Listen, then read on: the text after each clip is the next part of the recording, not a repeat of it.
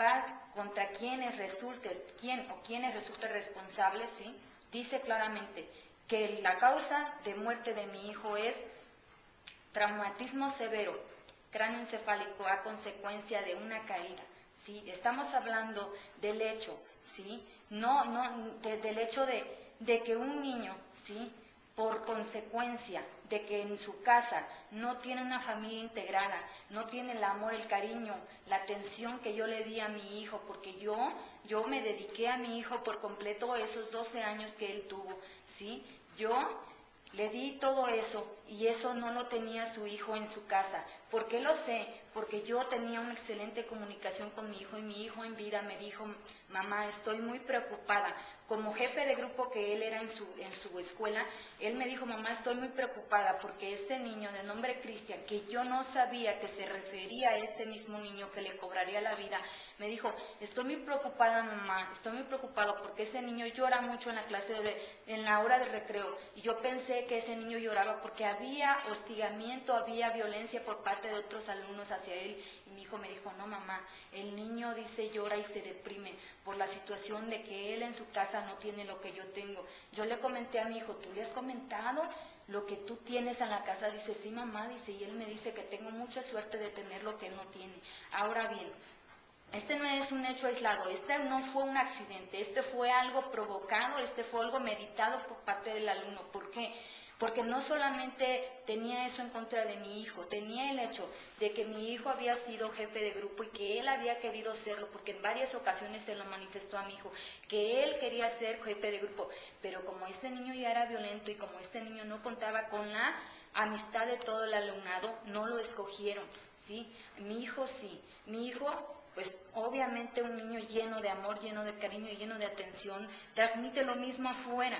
Entonces mi hijo, a pesar de tan solo haber estado ahí en la escuela secundaria un mes, ya tenía amigos en segundo año, en tercer año, contaba con todo el apoyo de los catedráticos de ahí, porque sabían los catedráticos la manera como era mi hijo, ¿sí?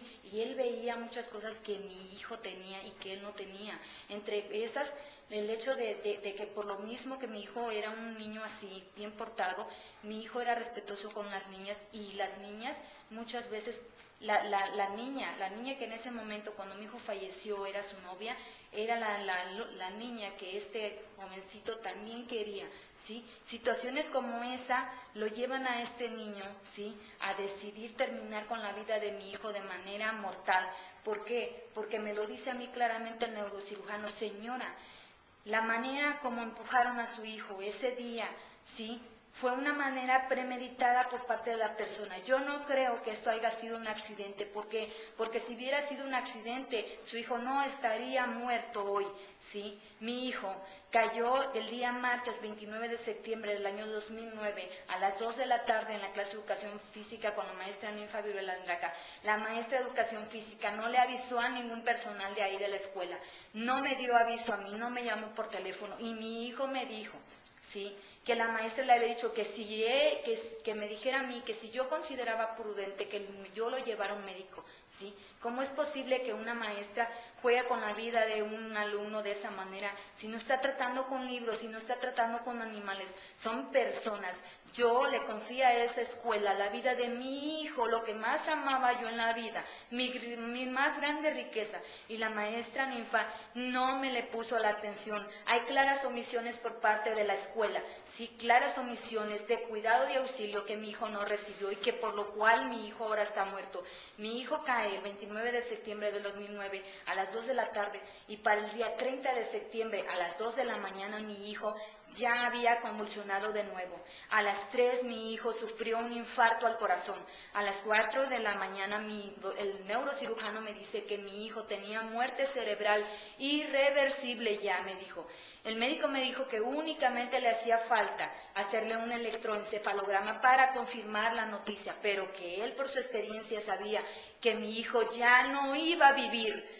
Yo estoy realmente muy preocupada por esta situación, porque también tengo ya una niña de 6 años, la hermana de Maxwell Ayala Cortés, de nombre Dayana Ayala Cortés, que está estudiando la primaria en este momento, ¿sí? Y estoy preocupada por todos los niños que hay en el mundo, porque sé que los niños vinieron aquí a ser felices, no vinieron a que los agredan, no vinieron a ser agredidos, no vinieron a hacer el mal. Entonces, ¿por qué? ¿Por qué nosotros no hemos hecho nada? ¿Por qué cuando vemos nosotros que un niño empuja a otro, por qué nosotros nos quedamos callados? Eso le ha costado la vida a mi hijo. Eso hoy en día me hace a mí estar aquí y definitivamente emprender una lucha. ¿Para qué? Para que ya no haya más Maxwell como el mío, para que ya no exista otra madre como yo que tenga la desdicha de perder a su hijo. Yo vine a Guadalajara deshecha, yo vine a Guadalajara con el hecho de que yo me encontraba ya con un psicólogo allá que me estaba recetando el medicamento de Atarax para dormir porque solamente dormía 3 horas. Estaba yo hasta hace 2 semanas tomando el Filovac, sí, para poder yo sobrellevar la depresión porque yo quería suicidarme, sí, porque para mí la vida ya no tenía sentido, porque cómo es posible que yo dejo una carrera y todo lo demás por mi hijo, y mi hijo termina, sí, de esa manera tan violenta muriendo. Yo en mi casa no le di eso, para que mi hijo no sufriera de violencia, para que mi hijo no padeciera esto, y ahora mi hijo muere de manera violenta. Esto no puede seguir así. Nosotros necesitamos hacer conciencia, ¿sí? Desde los pequeñitos hasta los más grandes y decir ya basta, no más violencia, no más, porque cuesta vidas hermosas que vinieron a este mundo para sonreír, para vivir, para hacer el bien. Mi hijo en la escuela era un niño muy destacado y no considero, así hubiera sido un niño que no hubiera sido destacado, ninguna persona tiene por qué sufrir la pérdida de la vida, la privación de la vida de esa manera tan violenta. 68 de Ciudad del Nacimiento, de 8 de la mañana a 8 de la noche, y eso es lo que más me preocupa a mí. ¿Por qué? Le voy a hacer un comentario.